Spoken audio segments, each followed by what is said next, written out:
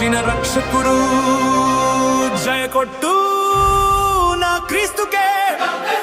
మరణం గెలిచి స్వర్గం చేరిన ద్వితీయుడు జయ కొట్టు నా యేసన్నకే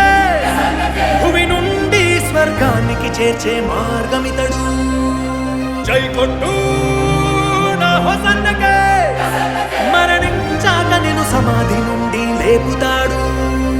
భూలోకపు పాపము నిశిని చీల్చాడు సాహసంగా